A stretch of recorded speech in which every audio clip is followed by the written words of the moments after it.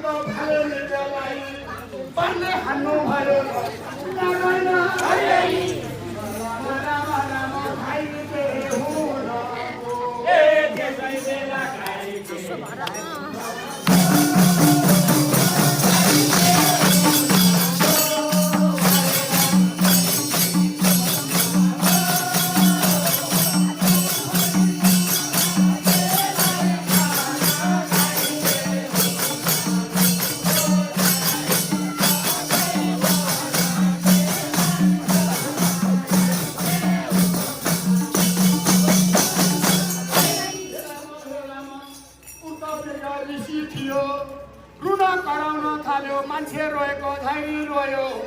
यो महाराज आज मैले रमाइलो गरेको फेरि मिर्गिनी लिएर जङ्गल घुमेको आज मलाई तिमीले यस्तो अवस्थामा घाइते बनाएको मेरो अब मृत्यु हुनेछ। तर तिमीले पनि तिम्री पत्नीसँग यसरी नै रमाइलो गर्न लाग्यौ भने तिम्रो पनि नारायण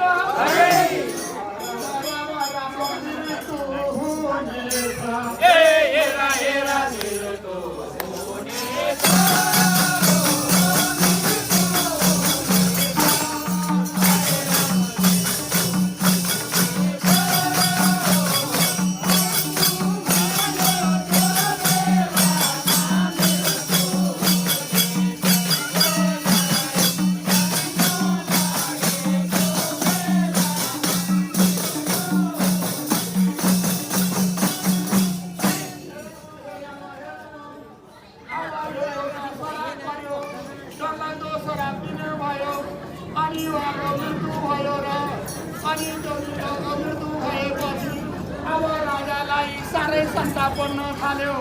आज मलाई यो मेघाले मैले नगर्ने काम गरेँ, दुकर्म गरेँ। अब मैले मेरो श्रीमतीसँग कुनै जुवानी संवाद गरेँ भने मेरो मृत्यु हुनेछ। राजा अब चनाखो हुन थाल्नुभयो। यो काम नलाग्दा वर्जित हुने भयो।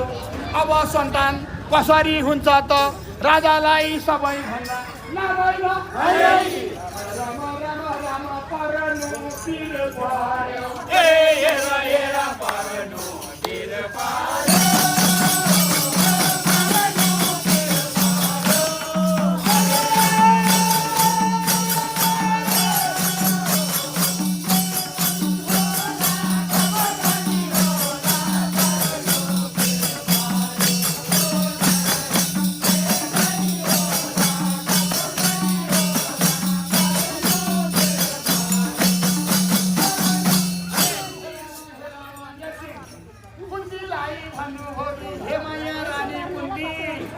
अब हाम्रो कुनै केही उपाय छ कि भन्दा कुन्तीले भन्नुभयो कि हे महाराज साह्रै मैले हजुरसँग गप्पेसँग कसैले सुन्न नमिल्ने कसैलाई भन्न नमिल्ने नारायण एउटा कुरा छ एउटा कुरा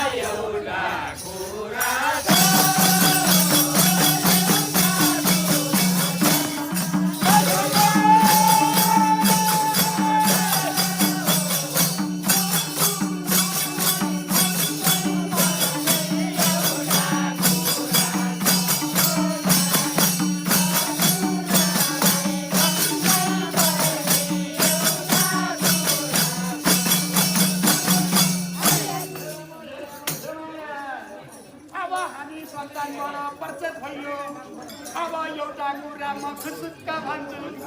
दुर्वासा मुनिले मलाई मन्त्र दिनुभएको छ। उल्टा मन्त्र मैले प्रयोग गरेँ भने जसलाई बोलायो उहाँ नै हाजिर हुनुहुन्छ। त्यसै कारणले हामीलाई सन्तानको आवश्यकता छ। त्यसो गर्दा कसो होला भनेर राजासँग राम राम राम बिन्ती चढाइन्। त्यसै बेला बिन्ती चढाइन्।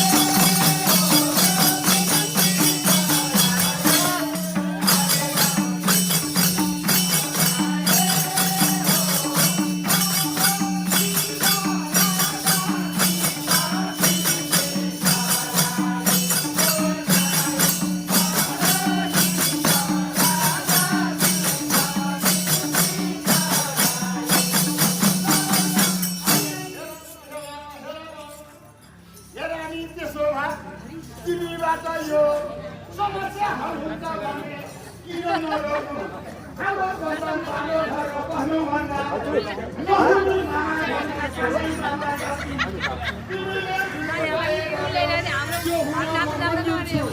त्यसो गर भन्न अब रानी कुन्तीले अब मैले भगवानको आराधना गर्न पर्यो। अब एउटा छुट्टै कुटी बनाएर उक्त कुटीमा भगवानको आराधना गरेर धुपदीप नैवेद्य राखेर अनि त्यहाँबाट भगवानको शुभ गरेर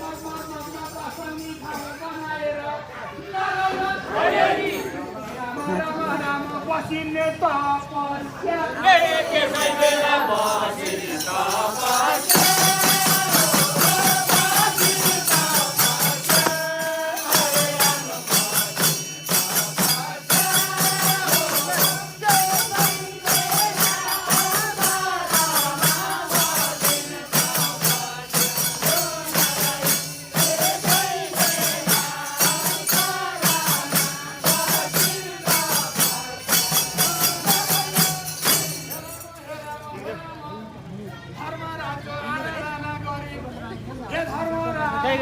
हजुरलाई मैले सोचेँ, मैले हजुरको कल्पना गरेँ, मैले हजुरको पूजा गरेँ, हजुरलाई धुपी नैवेद्य गरिसकेँ। मलाई अब हजुरले प्रत्यक्ष एउटा सन्तानको वरदान दिनुहुनेछ भनेर रानी कुन्तीले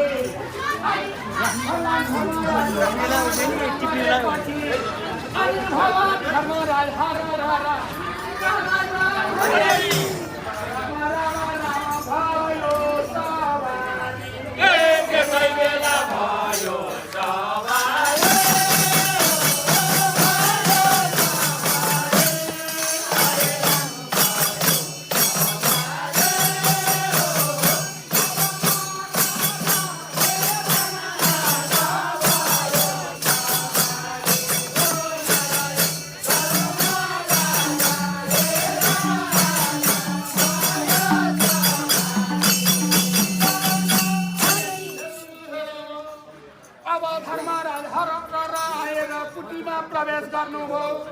रानी कुन्ती तिमीले भनेको कुरा के हो त भन्दा कुन्तीले भनिन् एउटा सन्तानको खाएको छ भनेपछि धर्मराजले तिमीलाई राम्रो छोरो हुनेछ। अब छोरो तिमीले प्राप्त गर्नेछौ। आजको दशैँमा कुरा भएपछि तिम्रो छोरो जन्मनेछ।